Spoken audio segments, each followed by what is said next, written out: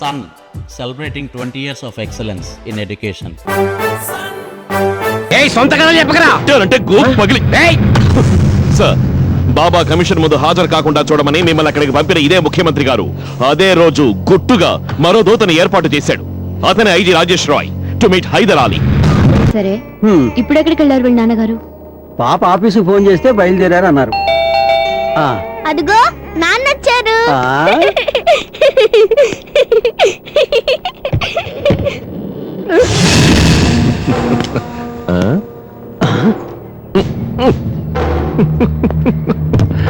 Hi. చూసారుగా భరత్ చంద్ర కూతుర్ని ఎవ్వరికీ లొంగదు గడుక్క. Right madam Hema Vishwanath. అది సరే, నువ్వెందుకు వచ్చావు ఇక్కడికి? మేడం ప్లీజ్, నేను భరత్ చంద్రని చూడాలన్న ఉద్దేశంతో వచ్చానే గాని గొడవ చేయడానికి కాదు. అనవసరంగా బెదిరిపోయింది పాపం, తల్లి లేని బిడ్డ. ఏమంటావు?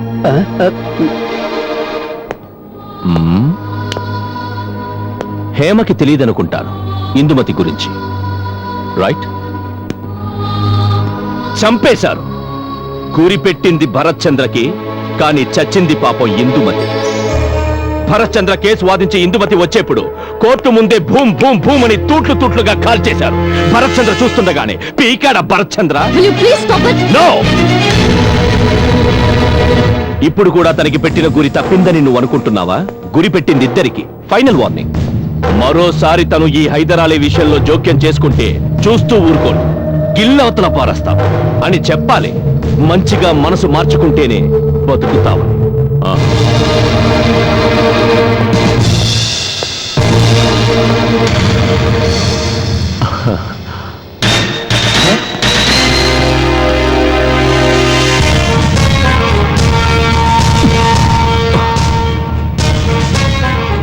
ఏదో కంగారు కనిపిస్తోంది జనాబ్ హైదర్ అలీ హసన్ ముఖంలో. మృగరాజును చూసి బెదిరిన గజరాజులా. Yes, surprised to see a shell shocked Bharath Chandra. ఎంత గుండె ధైర్యం కలవాడికైనా నిన్న సంఘటన కాస్త భయపెడుతుంది. Get lost.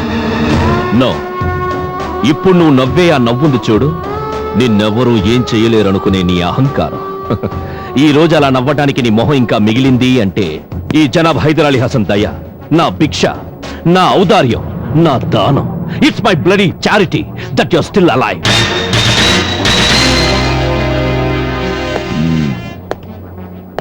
బట్ ఇంకొక్కసారి నీ గుండెల్లోకి తూటాలు దించాల్సిన పరిస్థితే వస్తే మళ్ళీ ఇలా నవ్వటానికి అవకాశం ఇచ్చే విశాల హృదయం ఈ జనాబ్ హైదర్ అలీకి లేదు. Mind.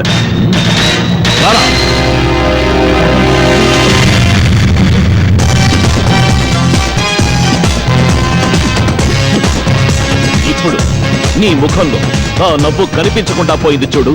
The smile that you didn't have the point to smile.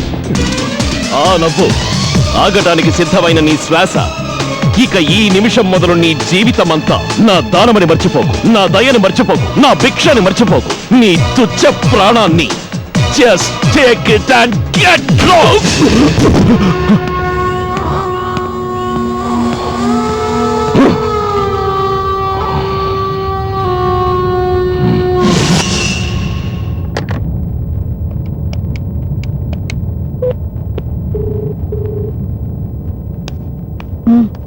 CM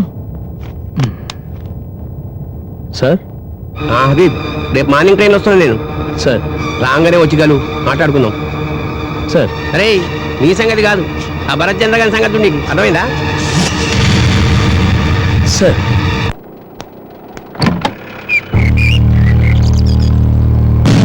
good morning sir. అయితే నీకేం జరగలేదంటావు? లేదు సార్. జరిగుంటే నాకు నీ పీడ నిన్నటితో ఇరగడైతుండే. లేచటది సార్. లేకపోతే ఏంద్రా, వీడేమో బిడ్డను పక్కన పెట్టుకొని కార్లో కూర్చుందంట. ఏదో సినిమా కథ లెక్క 4-5 కార్లు వచ్చి చుట్టుముట్టినాయంట. అందులోకి వెళ్ళి 5-6 రౌడీలు లేచి డమాల్ డమాలని కాల్ చేసిందంట. ఆఖరికి ఒక్క బుల్లెట్ కూడా వేలకుండా పిల్లదాంతో సహా ఈయన తప్పించుకున్నంట. ఏంద్రా ఇది, నేనేమైనా అవలగాలేక కనిపిస్తున్నానా? ఇసొంటి మస్తు చూసినాం.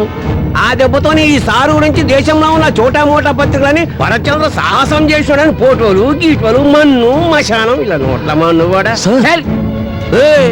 ఎంక్వైరీలో ఇంకేం పీక నీకు చేతగాక ఒట్టి సెన్సేషన్ కోసమని బిడ్డని పక్కన పెట్టుకుని ఈడే డ్రామా ఆడిండము. ఏమంటావు? Sir, this is unfair. అన్ఫేరా ఒకరి బండన మరేంద్ర ఫేరు? ఈడు ఎంక్వైరీ సురు చేసి 6 దినాలు గానే యా నుంచి వచ్చిన ఆడ పోలీస్ ఆఫీసర్ దిక్కులేని నాళ్ళక చచ్చిపోయి రోడ్డు నడిమిటబడి ఉన్నది.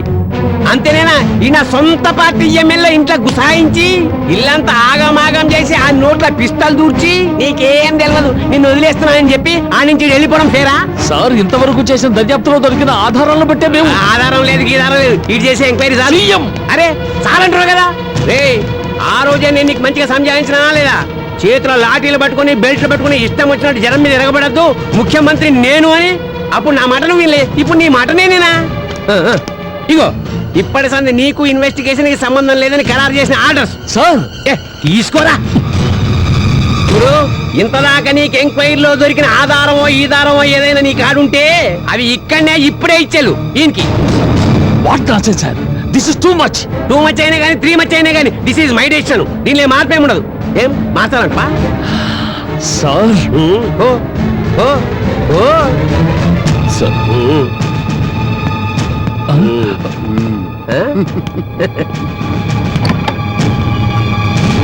ముస్తఫా సార్,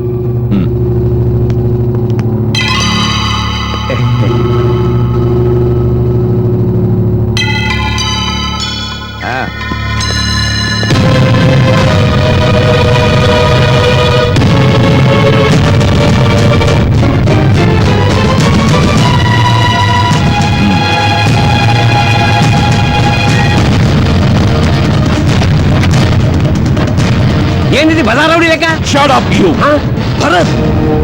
క్షమించండి సార్, ముందుగా చెబితే మీరు ఒప్పుకోరని తెలుసు గనకే మీకు ఈ విషయం చెప్పకుండా వీడిని అరెస్ట్ చేసి తీసుకొచ్చాను.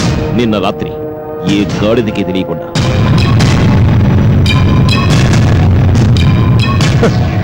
Keep an eye on Rajesh Rai అని అనవసరమైన అనుమానాన్ని సృష్టించి ఆ నెపంతో నీ పాత లా కాలేజ్ హాస్టల్ మేట్ అయిన ఐజీ గారిని బాబా దగ్గరకు పంపించి ఆ తర్వాత నీ లుచ్చ రాజకీయాన్ని హత్య రాజకీయంగా మార్చి పథకం పని. సొంత కథ చెప్పకరా అంటే గూప్ పగిలి.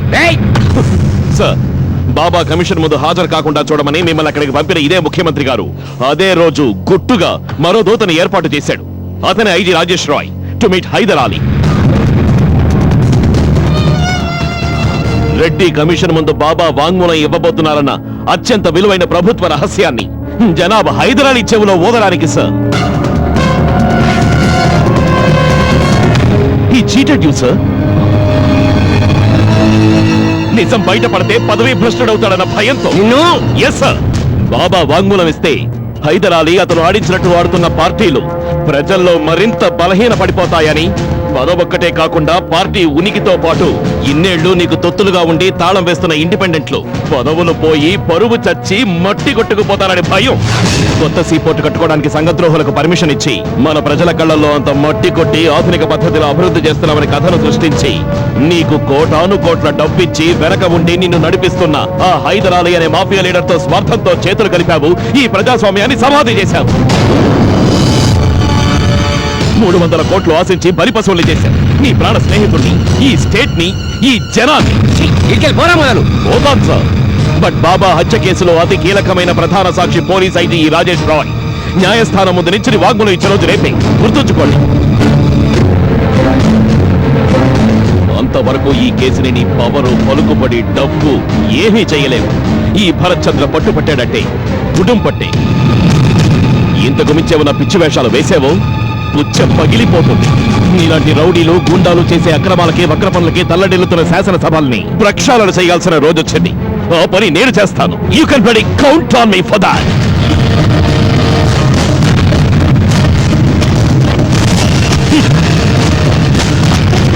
Please come sir.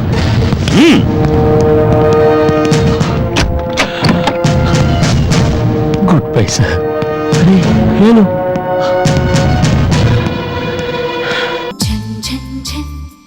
తెలుగు 1